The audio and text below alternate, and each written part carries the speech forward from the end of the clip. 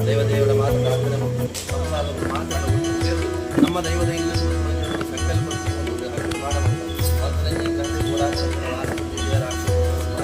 ಬಲಿದಾನ ಮಾಡಿದಂತಹ ಪ್ರವೇಶ